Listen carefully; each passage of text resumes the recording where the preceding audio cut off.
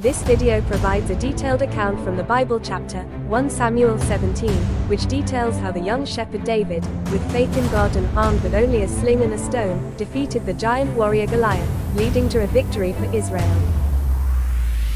Now the Philistines gathered their forces for war and assembled at Soko in Judah. They pitched camp at Ephes Dammim, between Soko and Azekah. Saul and the Israelites assembled and camped in the valley of Elah and drew up the battle line to meet the Philistines. The Philistines occupied one hill and the Israelites another, with the valley between them. A champion named Goliath, who was from Gath, came out of the Philistine camp.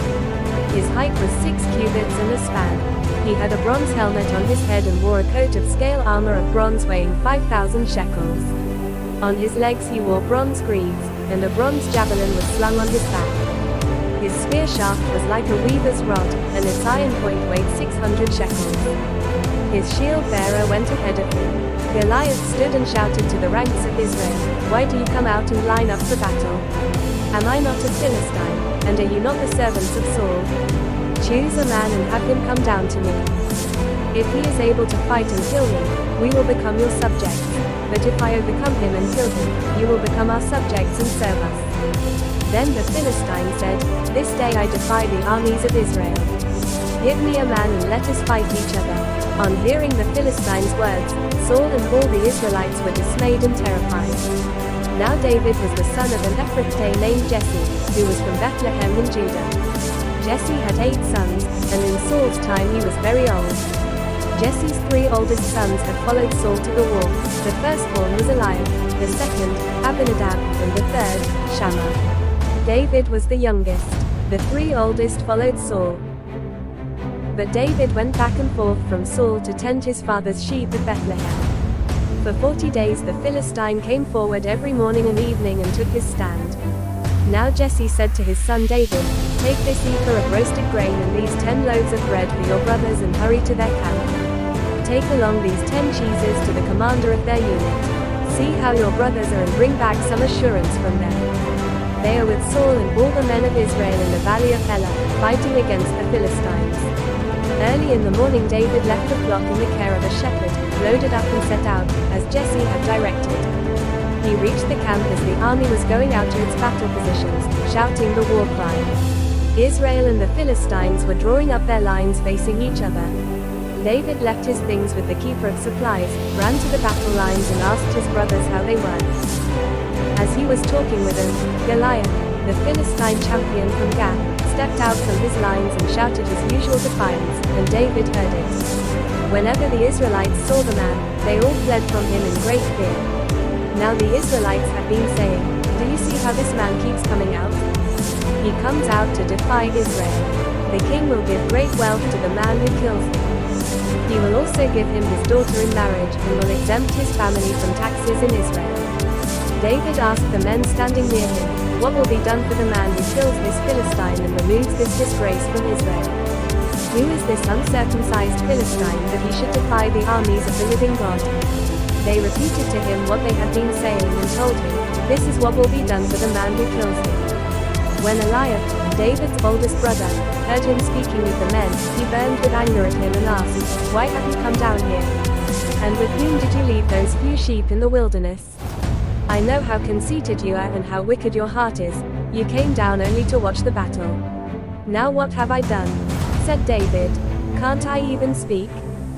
He then turned away to someone else and brought up the same matter, and the men answered him as before.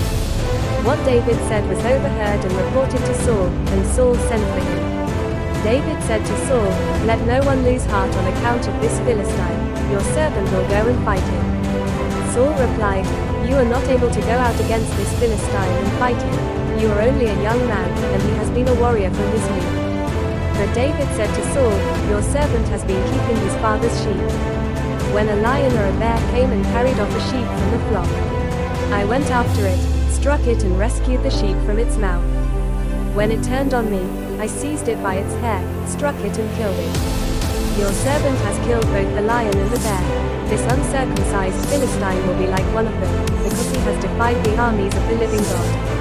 The Lord who rescued me from the paw of the lion and the paw of the bear will rescue me from the hand of this Philistine." Saul said to David, "Go, be with you." Then Saul dressed David in his own tunic. He put a coat of armor on him and a bronze helmet on his head. David fastened on his sword over the tunic and tried walking around, because he was not used to them. "I cannot go in these," he said to Saul, "because I am not used to them." So he took them off. As Saul watched David going out to meet the Philistine, he said to Abner, commander of the army, "Abner, whose son is that young man?" Abner replied, "As surely as you live, your majesty, I don't know." The king said, "Find out whose son this young man is." Just before David reached the battle line to face the Philistine, he took his staff, chose 5 smooth stones from the stream, put them in the pouch of his shepherd's bag and, with his sling in his hand, approached the Philistine. Meanwhile, the Philistine, with his shield-bearer in front of him, kept coming closer to David. He looked David over and saw that he was little more than a boy, glowing with health and handsome, and he despised him. He said to David, "Am I a dog, that you come at me with sticks?" And the Philistine cursed David by his dogs. "Come here," he said, "and I'll give your flesh to the birds and the wild animals." David said to the Philistine, "You come against me with sword and spear and javelin, but I come against you in the name of the Lord Almighty, the God of the armies of Israel, whom you have defied. This day the Lord will deliver you into my hands, and I'll strike you down and cut off your head. This very day I will give the carcasses of the Philistine army to the birds and the wild animals, and the whole world will know that there is a God in Israel. All those gathered here will know that it is not by sword or spear that the Lord saves, for the battle is the Lord's, and he will give all of you into our hands." As the Philistine moved closer to attack him, David ran quickly toward the battle line to meet him. Reaching into his bag and taking out a stone, he slung it and struck the Philistine on the forehead. The stone sank into his forehead, and he fell face down on the ground. So David triumphed over the Philistine with a sling and a stone. Without a sword in his hand, he struck down the Philistine and killed him. David ran and stood over him. He took hold of the Philistine's sword and drew it from the sheath. After he killed him, he cut off his head with the sword. When the Philistines saw that their hero was dead, they turned and ran. Then the men of Israel and Judah surged forward with a shout and pursued the Philistines to the entrance of Gath and to the gates of Ekron. Their dead were strewn along the Shaaraim road to Gath and Ekron. When the Israelites returned from chasing the Philistines, they plundered their camp. Shortly after, David took the Philistines' weapons and stored them inside his own tent. Not long after, David took the Philistine's head and brought it to Jerusalem.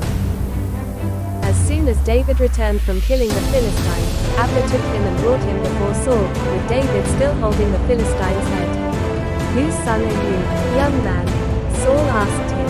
David said, "I am the son of your servant Jesse of Bethlehem." As it says in the Bible, just as Jesus quoted, one only has to have a little faith for the Lord to deliver. When one walks with God, there is nothing that can possibly overcome them, which David realized early on in his life. For more great biblical scriptures, please like and subscribe. Thank you for watching, and may God be with you. Amen.